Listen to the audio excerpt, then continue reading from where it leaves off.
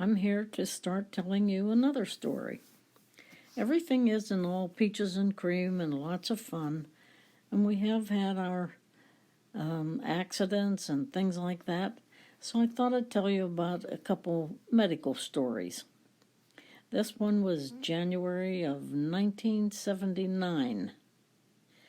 Very brutal winter. Owen was milking the cows one morning, and we assumed that a cat ran by and spooked the cow. The cow kicked Owen in the back. Well, he was really upset. There was a very sharp shovel standing nearby, and he hit the cow on her leg with that shovel. Well, down she went. And he thought, oh, well, we'll put her aside and she'll get all right through the day. Well, as the day went, she didn't get all right, and neither did Owen, but he never let on.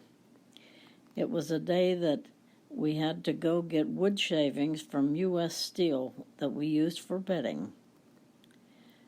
They froze in there, and you had to get them out because they had no more room for storing others.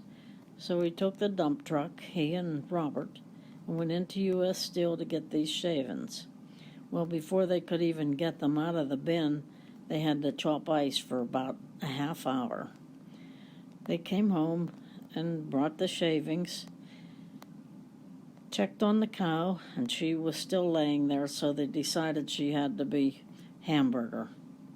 So they drug her out to the old oak tree where we had a block and tackle, strung her up, and butchered her. This is all in the same day now.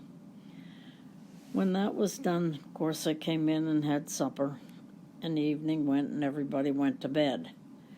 Well, during the night, I heard Owen getting up for the bathroom. Didn't think too much of it.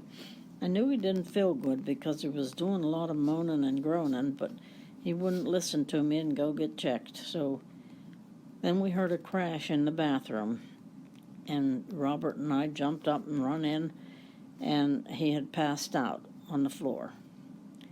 So we managed to get him back in bed, and I said, I'm going to call the ambulance. No, you're not. No, you're not. Don't you dare. And he kept this up till he fell asleep again. And Robert said, Mom, if you don't call the ambulance, I'm going to. I said, okay, let's.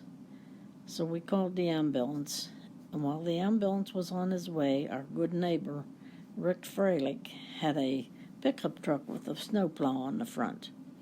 Rick heard it on his scanner, so he came down and plowed our driveway because otherwise the ambulance probably wouldn't have been able to get in. Anyway, they arrived and took Owen to the hospital. It was Lee Hospital at the time.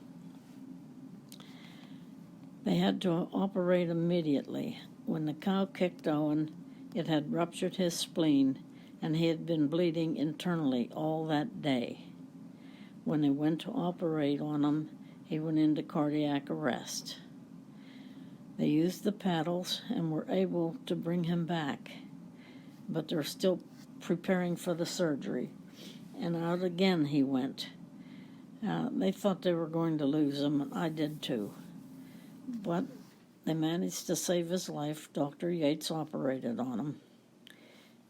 And he was known all around Johnstown. Dr. Yates said the bruise from when the cow kicked him, the hoof, was on his kidney.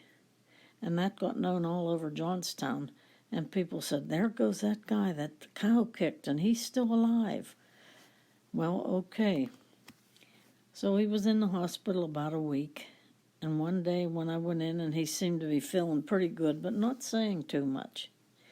And I said, honey, when you get out and you're feeling better, boy, do I have a story to tell you. And he said, well, you know, I have a real story to tell you, too. I said, okay.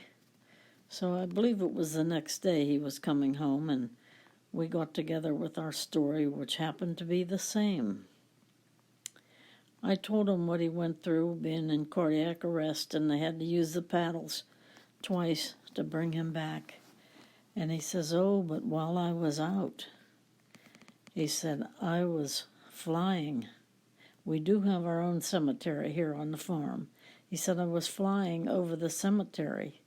He said, somebody was beside me, but of course I couldn't know who.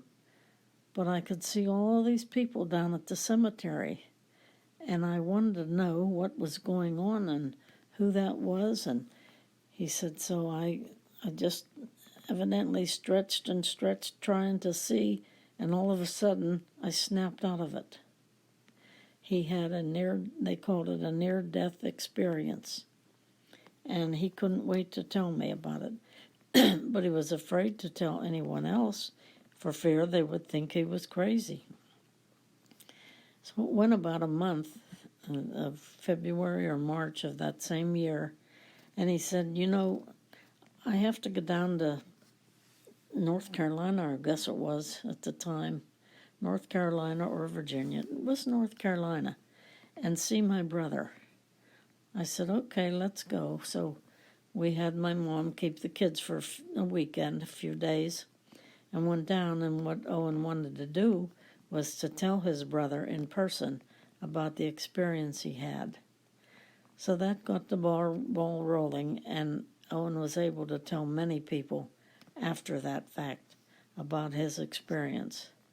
It was mind-boggling. This is why I need to tell some of these stories to let people know that the good Lord has been with us all through our lives, not always just for fun and games, but in very serious things like this.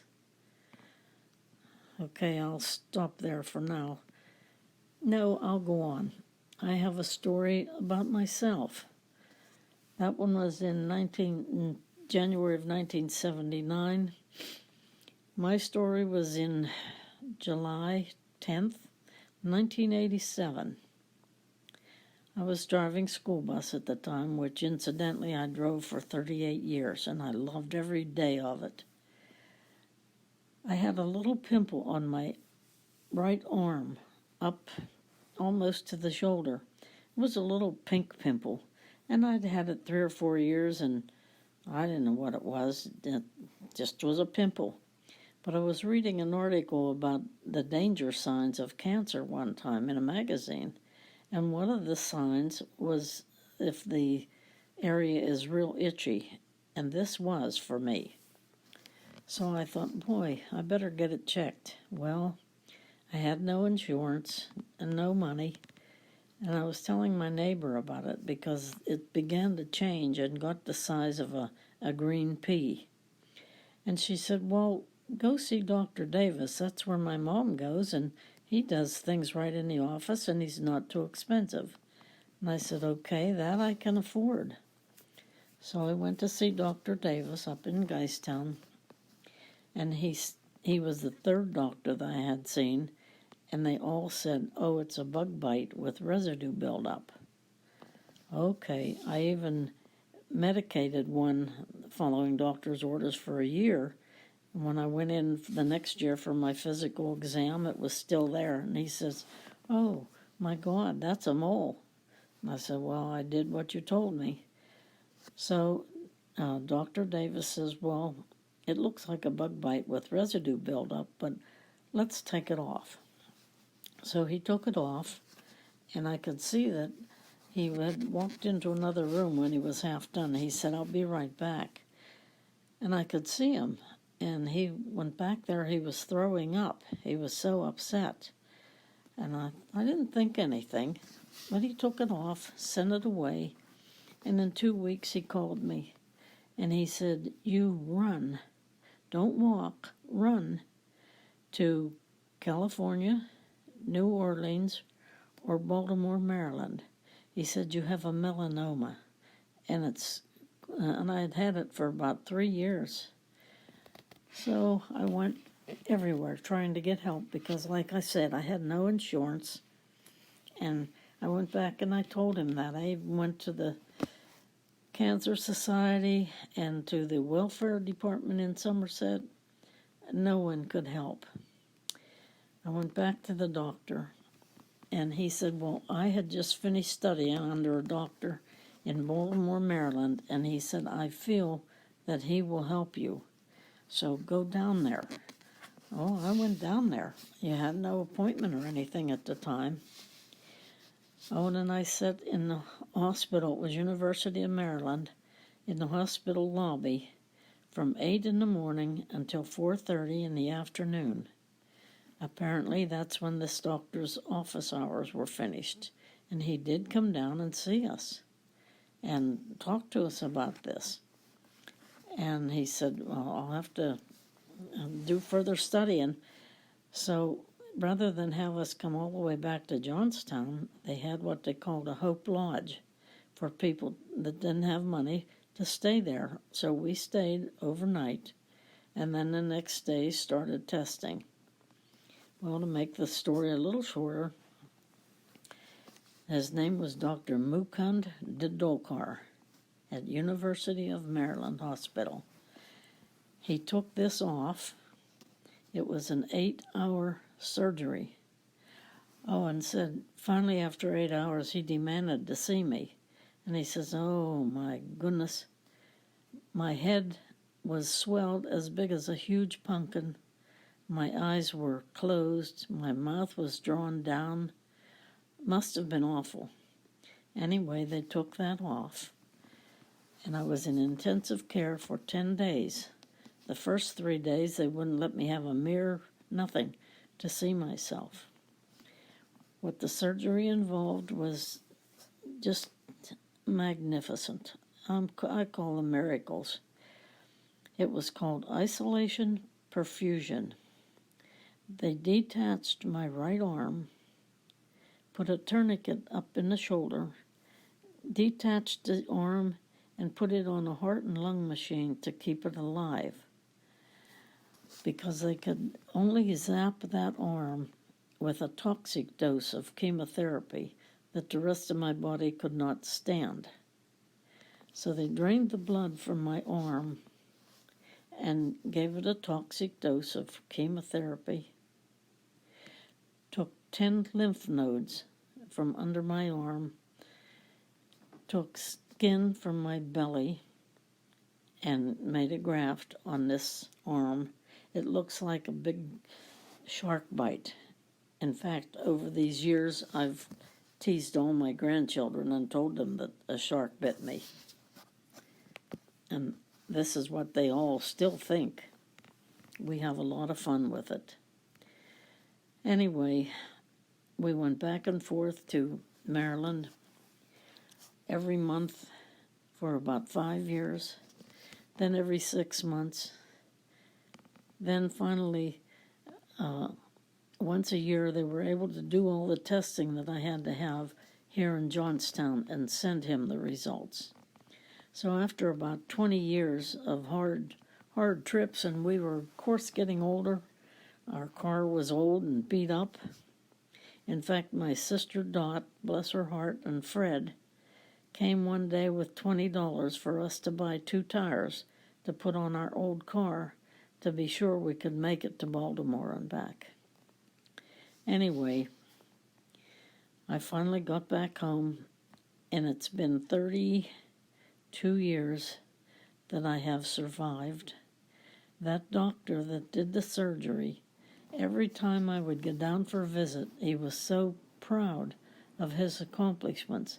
He drugged me all over the office building, showing everybody, telling them time after time, I know many of them heard the story many times, what he had done and saved my life.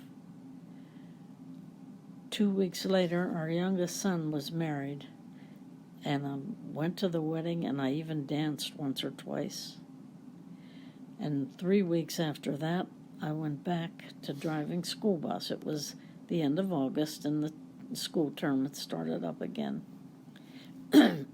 They said I needed therapy, some rehab, so I took up bowling, and I bowled for about 8 years, and I got tired of that.